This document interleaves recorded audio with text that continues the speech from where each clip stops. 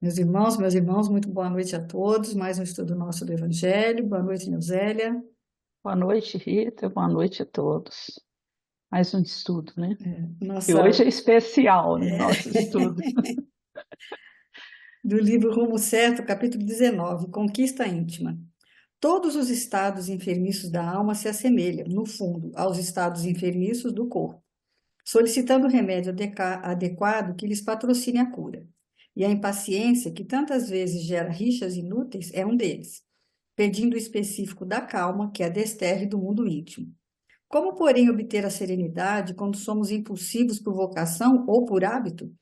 Justo lembrar que, assim como nos acomodamos, obedientes, para ouvir um professor trazido a ensinar-nos, é forçoso igualmente assentar a emotividade na carteira do raciocínio, a fim de educá-la, educando-nos. E aplicando os princípios de fraternidade e de amor que abraçamos, convidaremos os nossos próprios sentidos à necessária renovação. Feito isso, perceberemos que todo instante de turvação ou desequilíbrio é instrumento de teste para avaliação de nosso proveito, do nosso próprio aproveitamento. Aprenderemos, por fim, que diante da crítica estamos convocados à demonstração de benevolência, diante da censura é preciso exercer a bondade, à frente do pessimismo somos induzidos a cultivar a esperança.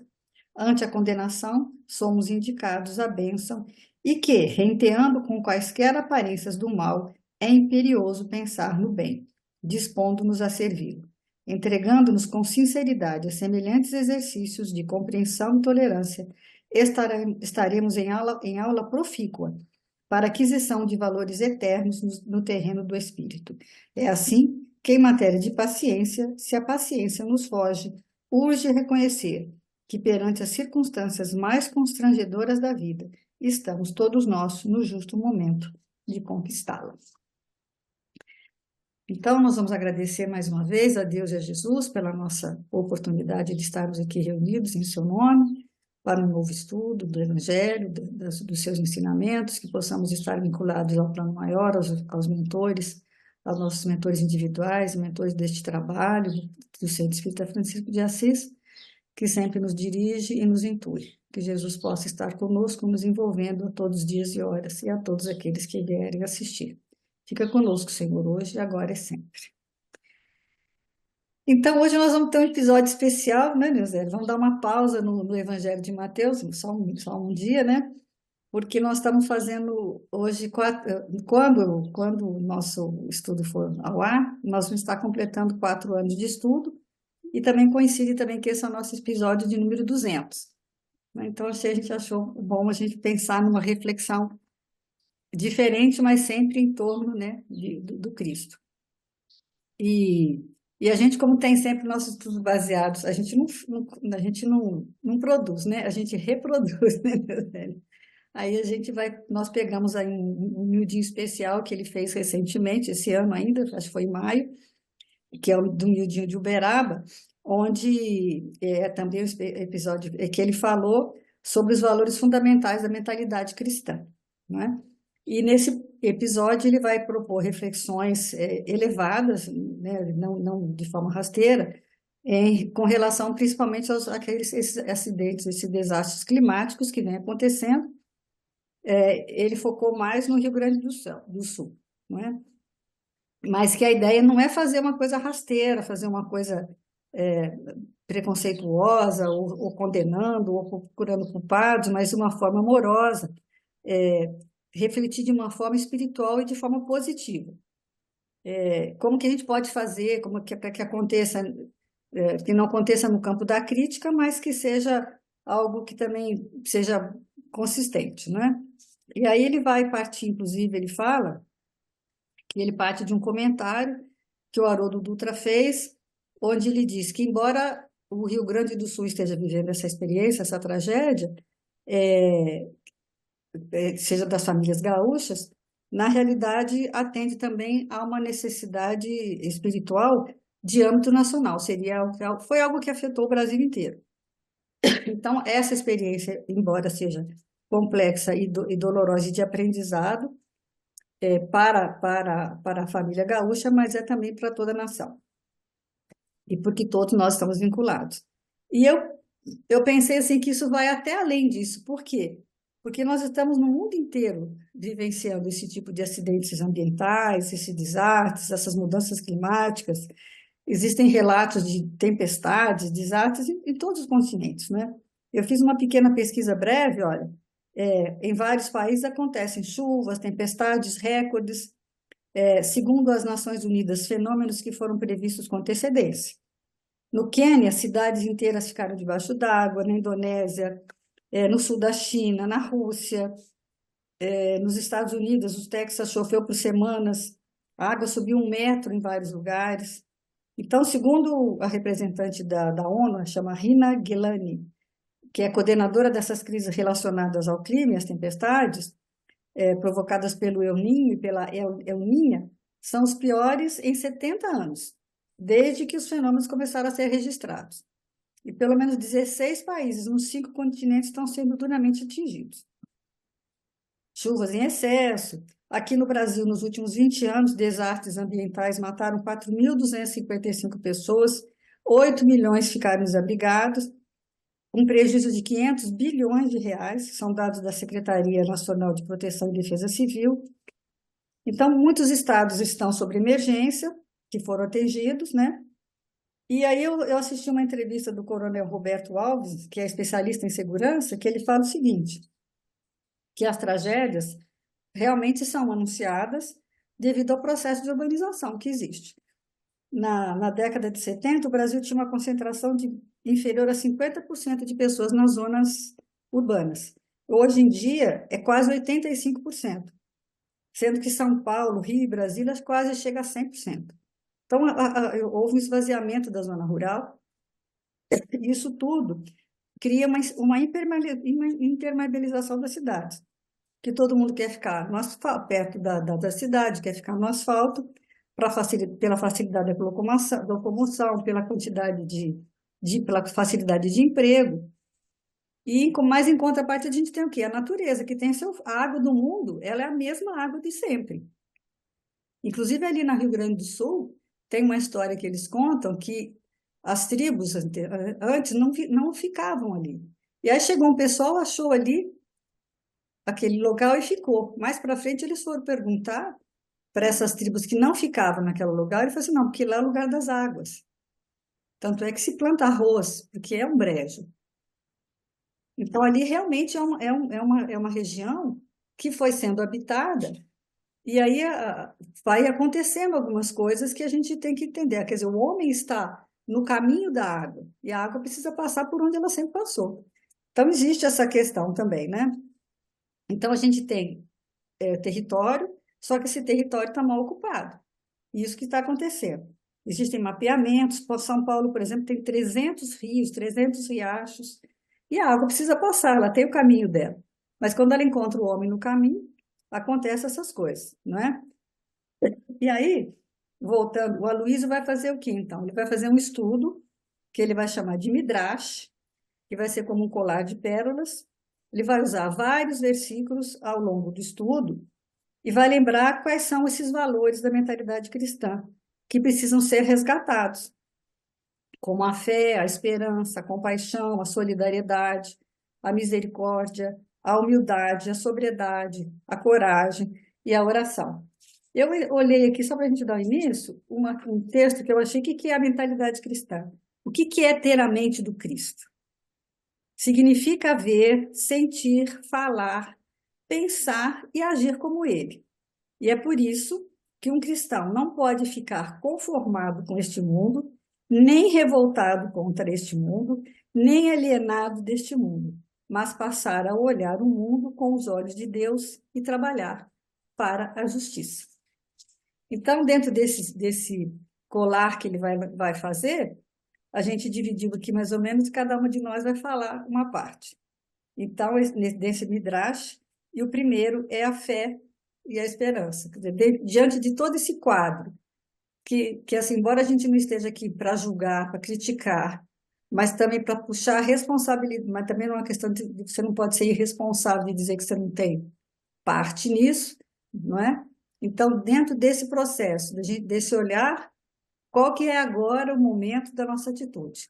Então, o primeiro resgate que a gente tem que fazer é da fé e da esperança. Aí a Neuza vai falar. A fé, desculpa, a fé, se a gente for analisar, né, todo mundo se pergunta assim para as pessoas, você tem fé? Todo mundo fala que tem. Mas o benfeitor faz uma colocação muito interessante, ó. Se os seus corações ser conhecidos, voltaram-se então para as coisas espirituais. É o que a gente sempre faz, né? Todavia, os tormentos não desapareceram. E aí, o que são os tormentos na vida, né? São todas essas alterações climáticas que a gente vive e o nosso próprio tormento, que é numa questão da nossa vida pessoal. Se a gente não começa a trabalhar esses pequenos em nós, como que a gente vai entender os grandes, né? E aí é comum ouvirem-se as exclamações: já não temos mais fé. Aí o benfeitor continua explicando para a gente, porque fé, uma vez adquirida, ela não se perde. Verdade. Essas almas que mencionam que perderam a fé, que já não têm mais fé, na realidade, elas estão apenas vagando nas águas da superficialidade. Ainda não entenderam a mensagem cristã. É o que acontece com a gente. A gente fala que tem fé, que as questões estão aí, mas a gente só está exercitando essa fé no momento o quê? De facilidade.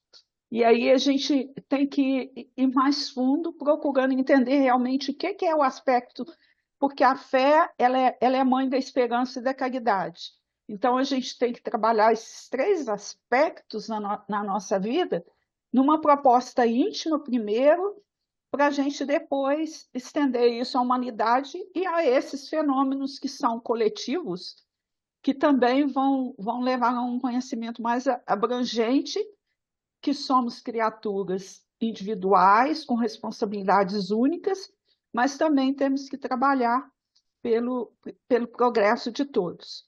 O benfeitor Bezerra, lá no livro Loucura e Obsessão, ele faz uma coisa que ele fala assim, ó, uma fala dele: a vivência do conhecimento é de suma importância para a real aquisição dos valores iluminativos, que enobrecem nosso espírito, mas por mais responsável que seja o teórico, os seus conselhos não experimentados na prática tornam-se adorno intelectual para a própria vaidade e não se revelam úteis para quem padece urgente necessidade de recurso que selecione os desafios à frente. Então, quer dizer, é o que acontece com todos nós de maneira geral, né, Rita? A gente tem muito conhecimento, a gente escolhe a religião que a gente quer, mas não é o aspecto religião, é o aspecto religiosidade. É trazer esse conhecimento para essa vida prática, para quando chegar um momento desses grandes desafios, que todos nós vamos vivenciar, porque a gente está inserido num planeta de provas e expiações ainda. Então, muitas dessas dificuldades que a gente está vivenciando, dessas experiências, a gente está vivenciando justamente para quê? Para que constituam aprendizagem para o nosso espírito, tirando o nosso espírito dessa situação da vaidade, do orgulho, do egoísmo. E aí também, olha o que eles falam, olha, isso aí já é o Emmanuel que fala, olha, resguardados na fé que emoldura os passos, estejamos desassombrados e valorosos perante todas as ocorrências que nos envolvem as horas. Então, é enfrentar cada dificuldade com desassombro, né? Perturbar-se. Pode falar, desculpa. O Saulo César, que estava assistindo ele hoje de manhã, ele faz um episódio que chama Mentalidade Cristã, que ele fala sobre os três movimentos para você construir, que você pode escolher. Aí ele falou, você pode destruir, você pode ter indiferença e pode construir. Então, a mentalidade cristã é de construção. Então, quando ele fala assim, por exemplo, Jesus falou, não julgueis para não seres julgados. Não é uma questão, é mais para não condenar. Mas você pode avaliar, você tem que avaliar, você não vem destruir, né? Você vai usar, aí ele fala assim, quando Jesus falou, a mesma medida que julguei será julgados, aí a pessoa fala assim, então não vou julgar ninguém, porque aí, né, não vou ser julgado também. Não é. Você tem que ter um critério, você tem que ter para você construir, você tem que avaliar.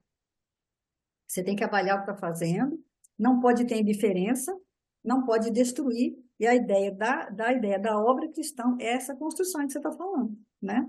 Pode continuar.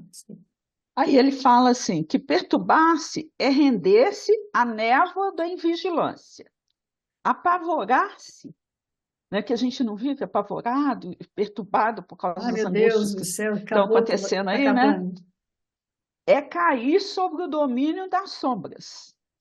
Mantenhamos o coração sereno, firme e forte, em qualquer emergência escura, pois os minutos próximos são incógnitas constantes para o nosso raciocínio, humilde e fragmentado.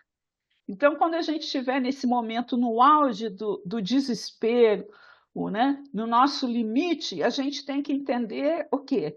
Que nos próximos minutos vão acontecer coisas que vão nos tirar daquela situação, que tudo vai passar. A gente tem que entender que tudo é transitoriedade, que não, a única coisa verdadeira que vai continuar sempre é o nosso espírito imortal, com essas experiências e sempre dentro de um processo evolutivo. A gente está aqui, por mais tenebrosa que seja a situação, o final dessa situação é de paz e de felicidade. Então, a gente não se pode deixar dominar, né, pelo negativismo que o país vai atravessando, que a gente acaba falando, né, que é uma linguagem que a gente vê assim, não tem mais jeito, a humanidade está horrível. Isso aí é quando a nossa invigilância deixa que as sombras adentrem em nosso coração. Mas se a gente tiver essa fé, essa esperança, com certeza a gente vai vencer tudo isso. E eu tenho essa frase que eu adoro, é da Meimei, que ela fala assim: Deus tem estradas onde o mundo não tem caminhos. É por isso que a tempestade pode rugir à noite, mas não existem forças na terra que impeçam cada dia a chegada de novo amanhecer. Essa é a Né? esperança, né? A fé e a esperança, que é o que está falando do texto, né? E aí, inclusive, por isso que ele pega todos os textos que ele vai pegando dentro do estudo, são textos dos apóstolos que eles escreveram logo depois da crucificação. Então, você imaginou que sentimento que tinha neles após a crucificação? Jesus foi embora venha a ressurreição, né, de Jesus aparecer, eles se sentiram sozinhos ali, né, para fazer uma tarefa difícil de ser feita, perseguidos, foi uma época muito difícil. Mas então é essa a esperança, o que eles tiveram que construir em termos disso, para poder. Aqui, quando o benfeitor dá um exemplo muito da situação de Pedro, né? Simão Pedro conviveu diariamente com Jesus, ele ficava hospedado na casa de Simão, Era uma então força física, ele psíquica. presenciou tudo, tudo, tudo. Imagina você conviver num período de 3 anos diretamente com Jesus. E Simão teve esse negativismo, né? Mas ele precisou passar por esse negativismo para aprender a ser a rocha, porque depois do Cristo foi ele, né, o responsável de levar essa mensagem cristã. Então, o que a gente tem que entender é o seguinte: qualquer dor, qualquer sofrimento é para quê? Para nos fortalecer. Hum. E depois novos dias virão, né? O Saulo, por exemplo, ele dá o exemplo da árvore, que o Emmanuel usa muito o exemplo da árvore, então ele fala, o que que a árvore faz? Ela tem o adubo, né, o estrume, que é uma coisa aparentemente negativa, porque é material deteriorado, esterco. E aí, o que que ela faz? Ela conjuga com a água da chuva, com o sol, e vai criar frutos, né? Então, ela coloca a sua realidade ali, a realidade dela é o adubo, na raiz. E olha o que que ela faz com isso. Então, ele fala que a mesma coisa, assim como a árvore, nós, um ser humano, o que que nós temos que usar? As nossas emoções, que podem ser negativas às vezes, o pensamento, as palavras e as atitudes. Ou seja, pensar, sentir, falar e agir. E aí sim, e qual que é o modelo que nós temos? O modelo do Cristo. Então, é isso que ele veio dar. Ele veio para quê? Aí muita gente fala assim, Jesus veio para salvar. Não, ele não veio salvar. Ninguém salva ninguém. Você salva a si mesmo. A atitude é sua, então, pelo seu pensar, pelo seu sentir, pelo seu falar. Até eu colocaria o sentir antes, né? Sentir, pensar, falar e agir. É dentro desse processo que você vai agir de acordo com a mentalidade cristã, com a mentalidade do Cristo, e aí você seguir em frente. E às vezes você tem que seguir em frente dentro de uma nuvem, que é o que ele fala no começo. Nós estamos num processo que a gente não está enxergando, porque está dentro de um nevoeiro. E a gente tem que caminhar dentro desse nevoeiro para sair dele. É igual quando você está dentro de uma tempestade, às vezes você está na tempestade. Mas às vezes você fica parado ali, mas se você conseguir ir devagarzinho, melhor, porque lá para frente não tem tempestade, né? Ela está ali naquele local. E a gente às vezes fica patinando num lugar só, com os nossos sentimentos negativos. É interessante que agora eu não assisti não, mas tá todo mundo colocando na internet o filme, né, Divertidamente 2, que trata justamente das emoções, que é muito interessante, né? Quais são os sentimentos que você vai ter em relação, que é o medo, são os básicos, né, a medo, a raiva, a alegria, a tristeza. Eu não assisti não, mas deve ser bem interessante, porque é um momento que você tem que reconhecer as suas emoções e saber o que é que você vai fazer com elas. Às vezes ele fala que o espírita gosta de sofrer, não. Ele sabe como sofrer. É isso que a gente tem que aprender. Não que ele saiba, né? A gente não sabe, não. Está tentando. Eu acho que não sabe. O espírita nem sabe. Nem isso a gente sabe, mas a gente tenta. É o que a doutrina vem, o corpo da doutrina vem trazer essa mentalidade cristã para ensinar a gente, né? E aí, só para encerrar essa questão da fé, né? Esse agente traz conosco a fé, a paz, ser-nos-á o escudo amigo invulnerável. É. Então, Um é consequência do é isso. outro, né? Um é consequência É. do outro. Agora a gente vai lá para compaixão. Compaixão. Aí o Aloysio pega a primeira carta de João, capítulo 3, versículo 17, que diz assim: Se alguém, possuindo bens deste mundo, vê o seu irmão na necessidade e lhe fecha o coração, como permanecerá nele o amor de Deus? Então o Aloysio fala assim: o que que é o calor, o que que é o amor de Deus? Ele compara com uma água morna que você vai preparar para uma criança tomar um banho. Então, quer dizer, você precisa de colo, né? Deus nos dá esse colo. Se você tiver essa conexão, não é? Como se alguém, ele fala, como alguém tem a sede, né? Uma pessoa, quando você está nesse sentido, a única coisa que pode te dar realmente esse, esse sentimento é essa compaixão.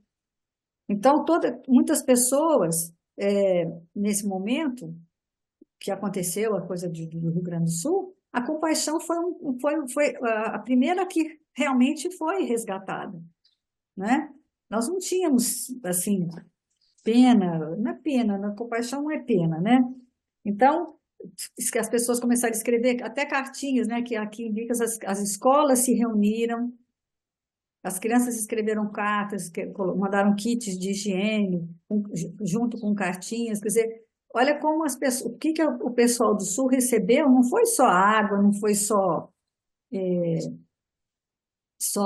o material, recebeu um carinho, né? Recebeu essa energia que a gente, então o povo todo se mobilizou. em torno de uma situação. Então, é isso que acho que o Haroldo fala, né? Que é uma coisa que, apesar de ter acontecido num lugar, e embora muitas pessoas tenham se aproveitado disso, muitas pessoas tenham feito algumas coisas erradas, mas a grande maioria, acho que mostra que o bem é maior quando ele quer. E quando ele é mobilizado, quando a compaixão apareceu no nosso coração, que ela estava lá esquecida, quando aconteceu isso tudo, houve um resgate disso, né? É porque quando tá tudo bem, né, parece que a gente fica bem indiferente à questão do outro, né? Agora, eu não acredito que tenha existido um ser humano que não foi capaz de chorar, né, de se É, condoer com essa dor maior, né? Você ficar imaginando. Eu não consigo. Todas as vezes que eu penso no assunto, eu até me emociono até hoje, porque eu fico imaginando qual que é a situação que eles estão vivenciando. E não foi uma coisa, porque agora o tempo vai deixando, né? Mas eles estão lá vivenciando as e a gente não pode dificuldades esquecer e que a as situação lutas, lá né? ainda é muito grave. É Ainda muito é grave, sério, que muito agora grave. tem Eles que. ainda precisam de ajuda É, também, né? e não é uma questão deles construírem, reconstruírem, mas de um país inteiro se reconstruir, não só nessa parte física, mas nessa parte moral, nessa parte psíquica, não é? E aí ele fala, né, que onde floresce a compaixão, inevitavelmente vem o quê? A reboque. A solidariedade, que é o segundo dentro do processo, né? Eu falei, a fé, a esperança, a compaixão, e depois ele vai falar, ele vai usar a carta de Paulo a Gálatas, né? Capítulo 6 versículo 2. Carregai o peso um dos outros, e assim cumprireis a lei do Cristo, né? Então, em relação à solidariedade, o tempo todo Jesus está nos convidando, né? Lá no livro Pão Nosso, por exemplo, tem uma página que fala granjear amigos. O mestre aconselhou-nos a granjear amigos, isto é, a dilatar o círculo de simpatias em que nos sintamos cada vez mais intensificamente amparados pelo espírito de cooperação e pelos valores intercessórios.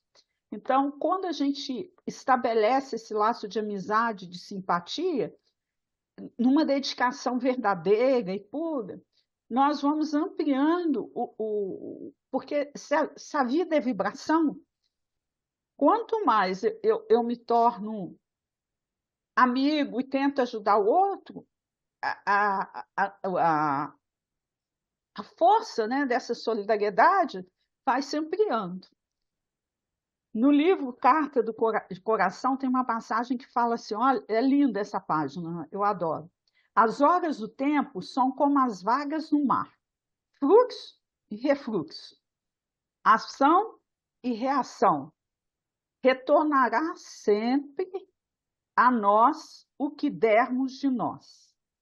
Se encontras de algum modo, perdão, se encontra algo de anormal em vossas experiências comuns, efetuai uma revisão das próprias atitudes. Se alguma coisa vos contraria e desgosta, observai a vossa contribuição para o mundo e para as criaturas.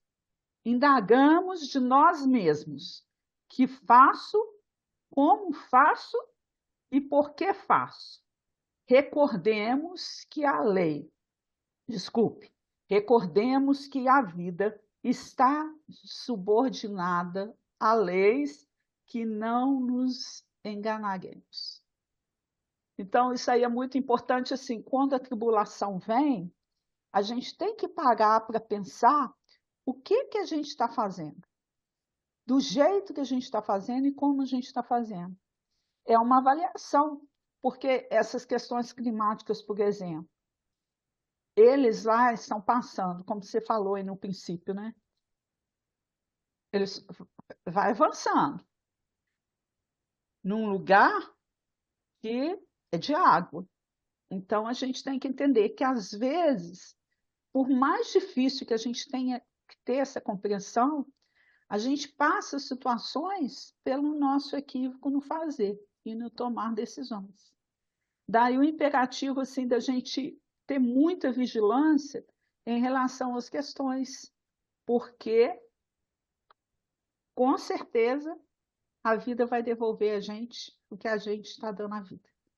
Então, é uma responsabilidade muito grande. O benfeitor continua, olha, que é um outro aspecto da solidariedade também, né? Ajudar os que se encontram em provações maiores que a nossa é caridade sublime. No entanto, é forçoso reconhecer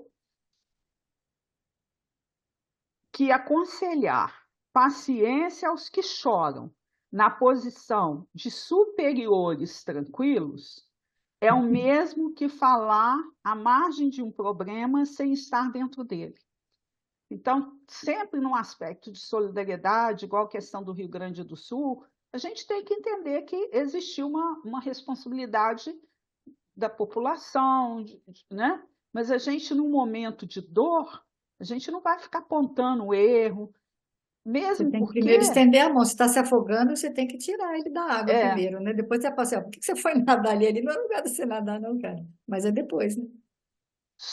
somente vai construir, sem necessidade de reparação ou corrigenda, aquele que se inspira no padrão de Jesus para criar o bem. Então, para gente realmente exercer a solidariedade, é dentro desse padrão de Jesus. E dentro do padrão de Jesus é o quê? Sem qualquer tipo de julgamento. Se a gente tem uma responsabilidade ambiental, é muito fácil apontar, eles invadiram uma região que a água ia invadir. Isso não é o padrão de Jesus. O padrão de Jesus é ajude, né? E você, no seu ambiente, o O que que que você você não está está fazendo? fazendo para causar desequilíbrio ambiental? Porque a gente aponta o outro como se o outro, né, se coloca naquela posição Uma de superioridade, superioridade. mas acontece que a gente vivencia as mesmas situações. Eu também estou contaminando o ambiente quando eu jogo papel no chão, eu também estou contaminando o ambiente quando eu gero lixo em excesso, eu também contamino com o desperdício da luz, da água potável. Então, é um ciclo, e a gente tem que estar muito atento a essa questão da solidariedade. Aí, só para encerrar, a questão na solidariedade é dar na essência significa abrir caminhos, fundamentar oportunidades e multiplicar relações. Todos podemos oferecer consolação, entusiasmo, gentileza e encorajamento. Isso é o padrão de Jesus. Muito bom, né?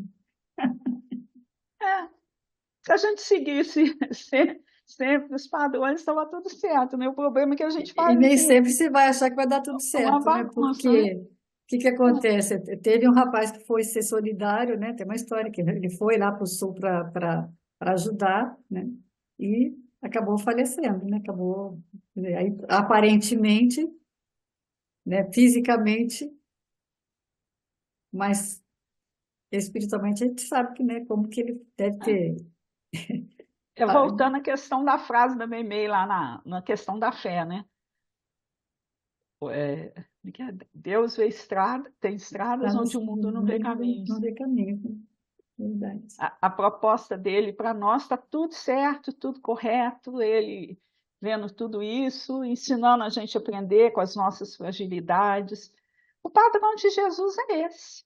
A própria convivência com ele, com Pedro lá, turrão, eu acho que ele conviveu até mais com Pedro, porque ele tinha um entendimento que era o discípulo que mais precisava dele Era o estar perfil da ali maioria, né? mostrando, né, pelo exemplo, como que ele deveria agir. E depois a gente teve a presença desse Pedro gigantesco, que foi a grande rocha, né, de sustentação aí E do depois Evangelho. Paulo também, né? E Então, Pedro outros, e né? Paulo são os maiores exemplos, que são os que mais a gente se parece, né? Acho que é É. verdade. E aí ele parte para a misericórdia, né?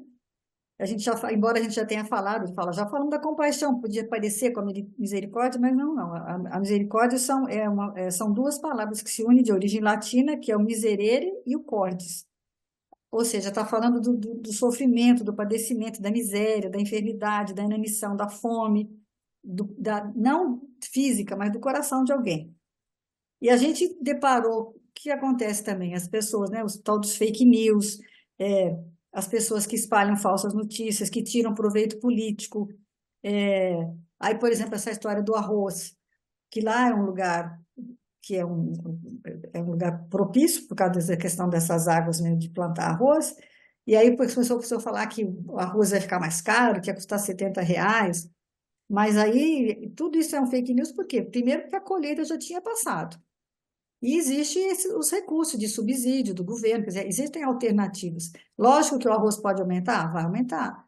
Mas aí não pode se criar um pânico de todo mundo sair comprando um monte de arroz, que aí vai criar aquele desequilíbrio, né? Então, a gente tem que entender que, embora 70% do arroz do Brasil que a gente consome seja produzido lá, não é, não é isso que vai fazer com que a gente pode criar esse caos, não é?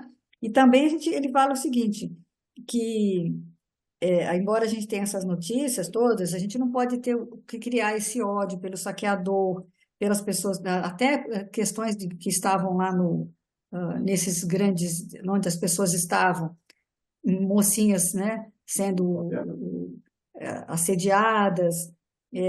Então, você não pode deixar essa desordem, né? Então, vai haver essas pessoas, mas a gente tem que entender que alguém que pratica também essas coisas é um sofredor num outro nível. Então, a gente tem que ter compaixão, né, pelas pessoas, mas tem que ter misericórdia, uma misericórdia espiritual, porque eles também são sofredores. Aí eu me lembrei de uma frase da Madre Teresa de Calcutá que ela diz assim, ó: as pessoas boas merecem o nosso amor.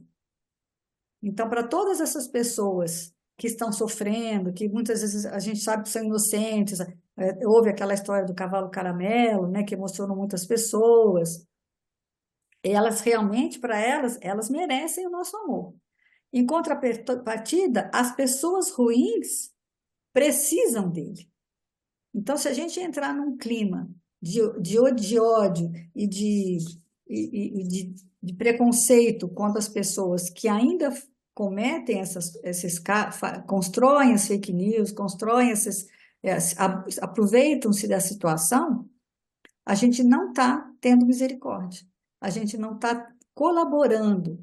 Que todos esses sentimentos ruins que a gente possa ter em relação a qualquer coisa só vai fazer o quê? Atrair para nós mesmos um sentimento negativo que vai atrair o quê? Obsessores, que vai atrair. Então, tudo isso a gente tem que. É muito bonito isso, né, Neusélia? Eu achei assim interessante, porque ele vai falar assim, ó, para isso ele vai usar o Tiago 2,13, porque o julgamento será sem a misericórdia para aquele que não pratica a misericórdia. A misericórdia, porém, triunfa sobre o julgamento. Então, não é que você não vai fazer o julgamento, não é que você não vai avaliar, é aquilo que nós falamos antes. Você não vai condenar, porque aquilo é o que ele está enxergando, infelizmente. A gente tem que pensar, a gente tem que virar, né? Ele fala, muda esse tônus vibratório, cria um ambiente de entendimento, de amor, porque senão você fica naquele momento sombrio, julgando, condenando, sem saber também, às vezes, o que ele está enxergando. É aquele ponto de vista que a gente vem estudando antes, né, Nilce? Vai falar com o nosso. A gente tem que ter essa É a, fra- compaixão e essa misericórdia. é a frase aí que você não complementou, né? Os bons precisam do nosso amor e os maus Precisam, necessitam dele. precisam dele, né?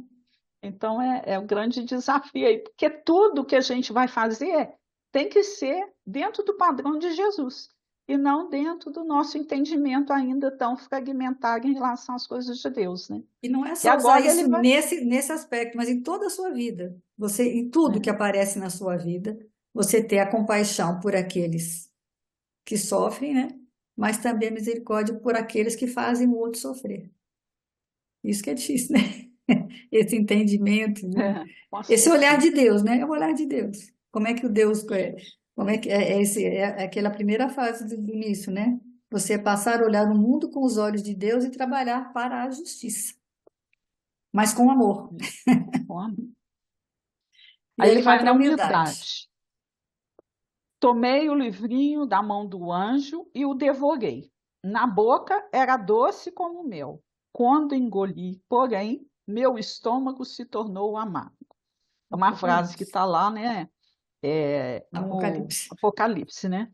Então, a humildade também é um momento que exige grande autocrítica da gente, porque é uma das virtudes que a gente entende tudo errado, né? Eu acho que a humildade é o primeiro passo para tudo e a gente é totalmente equivocado.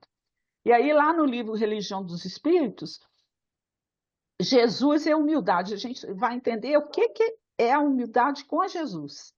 Com Jesus, percebemos que a humildade é a atitude da alma que ouvida a própria luz para levantar os que se arrastam nas trevas e que procura sacrificar a si própria nos carreiros empedrados do mundo, para que os outros aprendam, sem constrangimento ou barulho, a encontrar o caminho para as bênçãos do céu. Então, humildade é a gente se apagar, a ser exemplo para o outro. É o que Jesus fez conosco, né? Agora a gente como que eu vejo, né? Eu me vejo como com um olhar de superioridade em relação ao outro. E isso que a gente tem que aprender a tirar de qualquer maneira do nosso campo mental. Tem no livro Pão Nosso, Boas Maneiras, que fala, ele faz um comentário da carta do Paulo que fala, e assenta-te no último lugar. Se te encontras decididos a cooperar pelo bem dos outros, apaga-te de algum modo. Então, eu não vou ajudar o outro gritando, condenando e me colocando nessa posição de superioridade. Não, eu apago, vou seguir na minha vida, vou exemplificando, vou fazendo aquilo que é o correto, que eu consigo fazer, porque assim eu vou conseguir arrastar outros comigo. Agora, através de imposição, de barulho, isso aí, a gente só está o quê? Criando uma aversão do outro em relação à nossa pessoa. E Porque atropelando o tempo do outro, né? Isso que a o gente tenta exemplo fazer. é de Jesus. Ele falava muito da questão da fé, tua fé te salvou. E quando a gente faz a pergunta que Paulo fez para Jesus, Senhor, o que queres que eu faça? O fazer, gente, não é uma posição só não é só uma pergunta banal. É mostrar que a vida da gente, a gente precisa ter atitude. E atitude dentro dessa mentalidade cristã. Em qualquer plano ou condição de existência, estamos subordinados à lei de renovação. À vista disso, sempre que nos vejamos inclinados a envaidecermos por alguma coisa, recordemos que nos achamos inelutavelmente ligados à vida de Deus, que a benefício da nossa própria vida, ainda hoje pode tudo, ainda hoje tudo pode rearticular, refundir, refazer ou modificar. Então, mostrando para a gente essa transitoriedade, essa lei de renovação que vai existir, que a gente faça, se coloque no lugar, no nosso lugar, que a humildade é isso, você entender exatamente a posição que você está. E todos, para os olhos de Deus, têm a sua importância, todos nós. Mas que cada um se coloque, né, sem estar nessa posição de superioridade. É imprescindível habituar a visão na procura do melhor, a fim de que não sejamos ludibriados pela malícia que nos é própria. Então, educar a nossa visão com o olhar de Jesus, nos colocando na posição, né? E ele fala, olha, que eu tenha a simplicidade da gota d'água. que, embora unicamente gota d'água, se sente tranquila e feliz, porque se vê capaz de refletir-se à luz do brilho eterno da criação. Eu achei esse exemplo que o benfeitor dá, né? Se é uma gota d'água, então tá, seja simplesmente a gota d'água. E é o que a gente é. Nós somos, Verdade. ó, gotinhas d'água. Mas todos nós somos capazes de refletir a luz. Basta que a gente se, se, se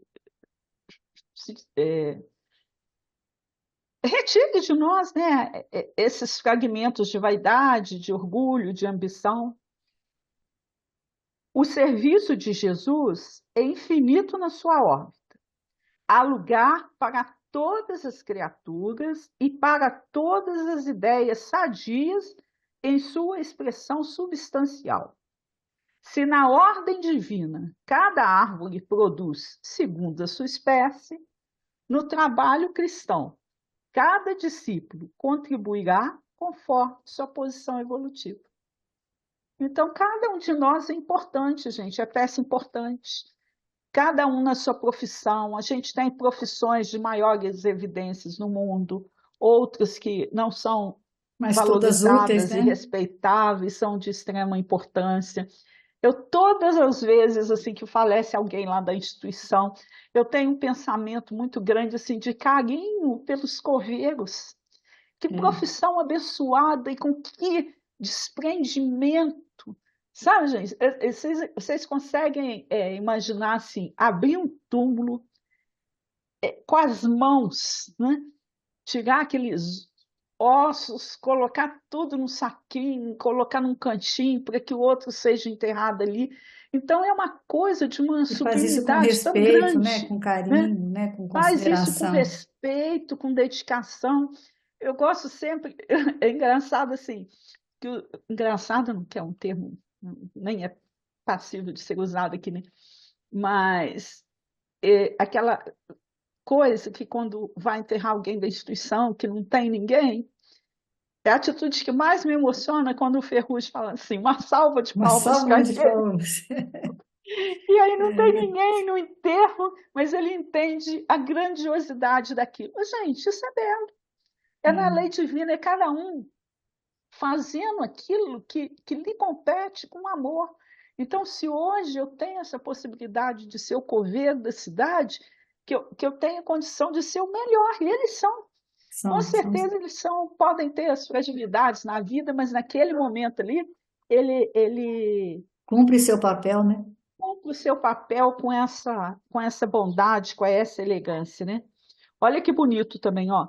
Necessário é que cada um conheça o que lhe toca a tranquilidade individual. Guarde cada homem atitude digna de compreensão dos deveres próprios e os fantasmas da inquietude estarão afastados. Cuide cada pessoa do que se lhe refira à conta particular, e 2/3 dos problemas sociais do mundo surgirão naturalmente resolvidos. Gente, essa passagem é do livro Pão Nosso, é 38, conta particular. Você imagina o que o benfeitor fala? Se cada um fizesse a sua parte, 2/3 dos problemas da humanidade estariam resolvidos. Olha que dimensão que tem isso, que olha a grandiosidade. Né? É lindo demais. Então, a gente vê que dentro da proposta divina está tudo certo, se cada um de nós cumprir aquilo que nos compete. Né? Repara, olha o que ele fala. As exigências pequeninas do teu ciclo e atende-as em favor de si mesmo.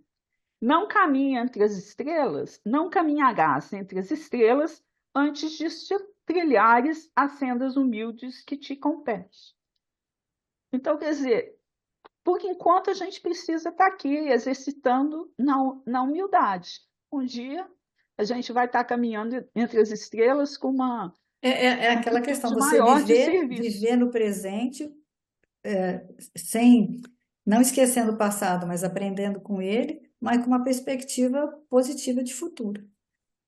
mas dentro daquilo que você entende, daquilo que. E não que se você começar a achar que você é mais ou que você é menos, também isso tudo vai atrapalhar. É dentro daquilo do padrão mesmo, do seu padrão de É, entendimento, que você vai você é evoluir. o que é naquele É, momento e está tudo certo. é. Sobriedade agora, né? Isso tudo nos leva o quê, né? Se você é uma gota d'água, você precisa de quê? Né? Então, a sobriedade, a sociedade vive, né? Nós vivemos dentro de uma extravagância, de um consumismo que, né, escrava desse processo, do processo produtivo, que consome muita carne, que consome muita água. É, então, tudo isso a gente tem que pensar e mudar de atitude, né? Essa questão de uma sociedade que ele fala perdulária, desperdício de consumo de alimentos, tudo em geral.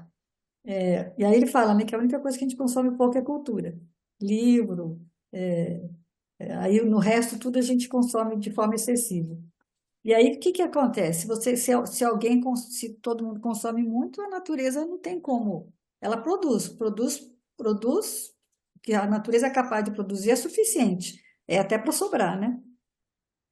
Aí ele fala, quando acontecem esses desastres, né, a pessoa ela é obrigada, porque, por exemplo, lá no sul as pessoas estão tendo que tomar um banho sóbrio, porque nos lugares onde eles estão, vai ter um banheiro ou dois para um monte de pessoas.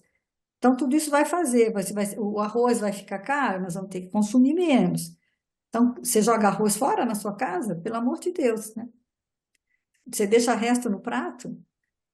Você deixa que seu filho deixe, eu me lembro, não podia, eu não deixo no meu prato um grão de arroz, porque eu aprendi isso, e hoje em dia você vê, às vezes em eventos, em festas, que você vê a quantidade de comida que a pessoa põe no prato, porque fica com medo que vai faltar, e depois não dá conta de comer. Então a gente tem que se refletir muito, né, com essa questão. E aí ele vai usar para esse termo a frase de Filipenses 4,12. Sei viver modestamente e sei também como haver-me na abundância. Estou acostumado com toda e qualquer situação, viver saciado e passar fome, ter abundância e sofrer necessidade.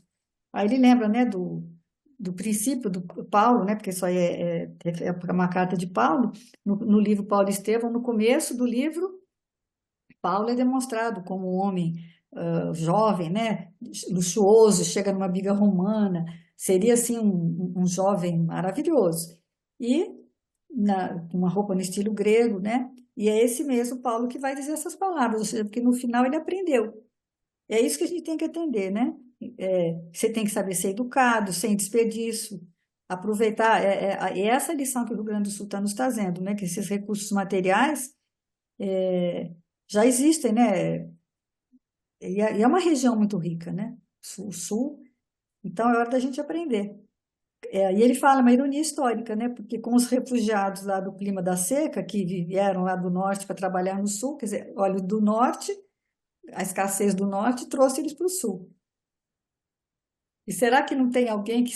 Eu fiquei pensando, já imaginou um camarada que fugiu lá da seca e foi lá para o sul, com a família dele? E aí agora ele está vivendo o inverso, né? A situação. Inverso. Ele está vivendo.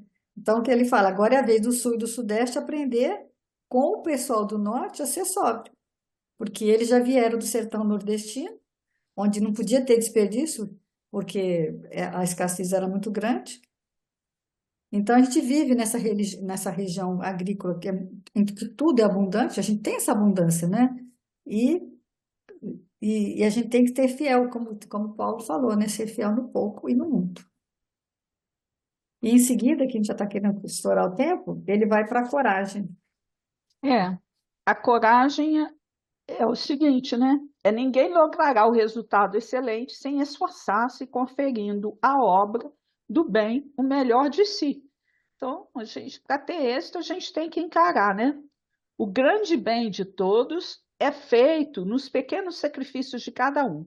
E se fizermos forças para viver segundo os bons conselhos que articulamos para os outros, em breve tempo transformaremos a terra em luminoso caminho para a glória real. Eu gostei que o benfeitor Emmanuel sempre fala, né? Use para você os conselhos, né? que Você você dá para os outros. dá para os outros. Quando a gente fizer isso, está tudo certo. E a passagem é nos Romanos 8:3. Que diremos, pois, diante dessas coisas? Se Deus é por nós, quem será contra nós, né? Então é isso. Cada criatura vive na realidade que lhe é característica, em toda parte, cada um de nós em sua luta, em sua dificuldade, em sua prova, em seu problema. Enquanto nos pomos a censurar, não conseguiremos entender. Enquanto exigimos, não aprendemos a auxiliar. Deixemos cada companheiro de caminho na realidade que lhes toca. E amando e abençoando a todos, atendemos à realidade que nos diga respeito, reconhecendo que não nos achamos no educandário da experiência para dar lições alheias, e sim para dar conta das lições outras que pelas aulas do dia a dia a própria vida confere a nós, né? Então é aquilo, é coragem, mas é coragem para fazer o que te compete. O que o outro vai fazer é responsabilidade para nós. Olha, o discípulo da Boa Nova que realmente comunga com o Mestre, antes de tudo, compreende as obrigações que lhe são afetas e rende culto sincero a lei de liberdade, ciente de que ele mesmo recolherá nas leiras do mundo o que houver semeado, e respeitando cada tarefeiro de progresso e de ordem, da luz e do bem no lugar que lhe é próprio, persevera no aproveitamento das possibilidades que recebeu da providência divina, atencioso para com as lições da verdade e aplicado às boas obras de que se sente encarregado pelos poderes superiores da terra. Então, cada um fazendo a nossa parte, né? Fortalecendo a sua própria liberdade de aprender, aprimorar-se e ajudar os outros, e ajudar a todos, desculpe, através da inteira consagração aos deveres nobres que o mundo lhe conferiu. Faz-se bem-aventurado em todas as ações que passam a produzir vantagens substanciais na prosperidade e elevação da vida comum. Semelhante seguidor do Evangelho, de aprendiz do Mestre, passa a categoria de obreiros atentos, penetrando em glorioso silêncio nas reservas sublimes do apostolado. Então é isso, gente, fazer a nossa parte, não preocupar, né? A coragem é justamente isso, é você ter a humildade que veio anterior. Eu estou situada aqui, então é aqui que eu preciso fazer. E a coragem é isso, é sair da inércia e fazer. Pode ser pequeno? Pode, mas faça. É a sua parte. Olha, no livro Alma e Coração, qual será e como será a cruz que te pesa nos ombros? Seja qual for, lembra-te de que o Cristo nos aguarda no monte da vitória e da redenção, esperando tenhamos suficiente coragem para abraçar o heroísmo oculto. Adorei essa expressão, o heroísmo oculto, na fidelidade aos nossos próprios deveres até o fim. E o que é esse heroísmo oculto? Saber viver dia por dia no círculo estreito das próprias obrigações, a despeito das provações que o suplicam na estrada comum. Então é isso, gente. Viver o dia a dia com tranquilidade, com harmonia, fazendo a obra que nos compete. Isso é a coragem. E ele vai finalizar, né, com a oração, que são dois textos, é um do Timóteo 2,13, que diz: se lhe somos infiéis, ele permanece fiel, pois não pode regenerar-se a si mesmo. E lá em Tessalonicenses 5,17, orem continuamente.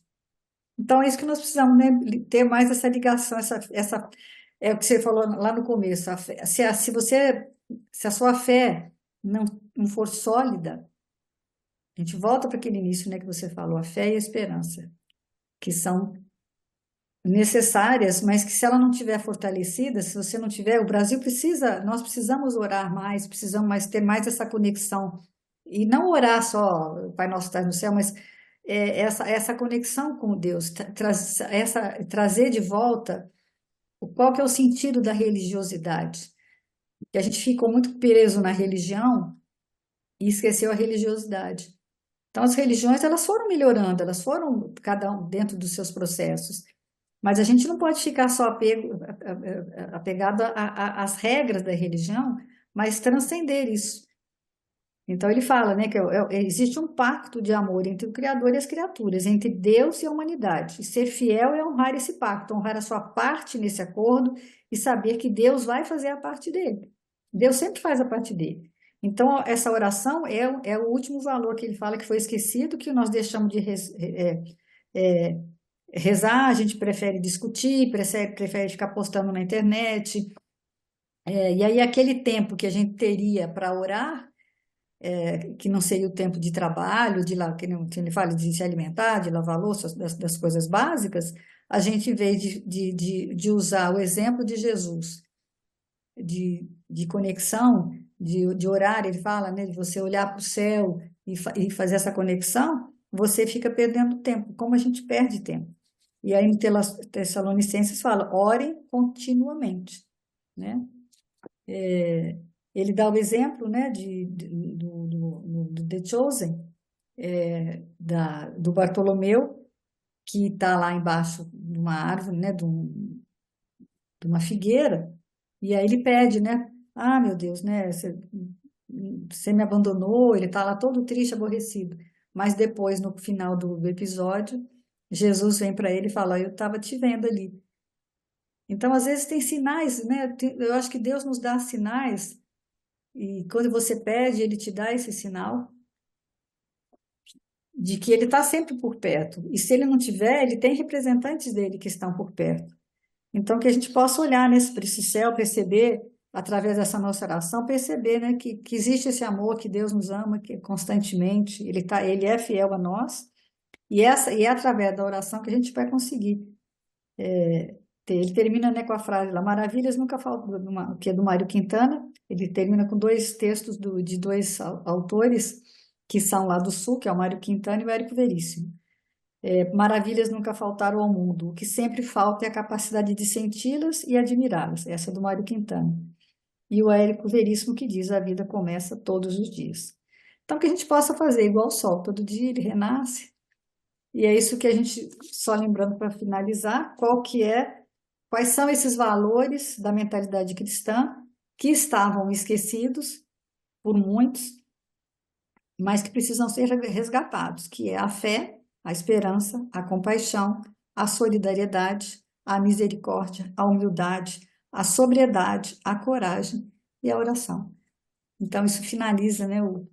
Eu achei assim, interessante a forma deles de estudar, porque teve assim, e uma encadeada na outra, mas todas juntas ao mesmo tempo. Então, é isso que a gente tem que ter essa visão, né, Neusélia?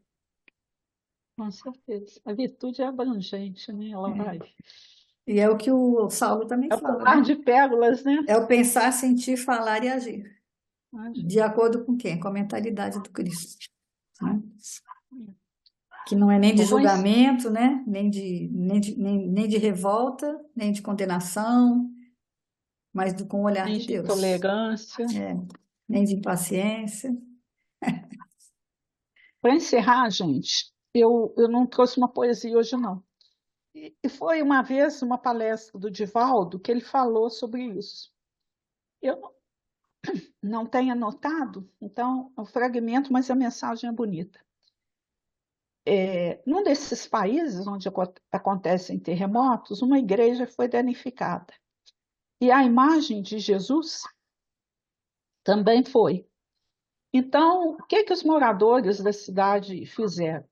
Eles contrataram restauradores para refazer a imagem do Cristo. E aí eles conseguiram restaurar a imagem, só que tiveram um problema seríssimo.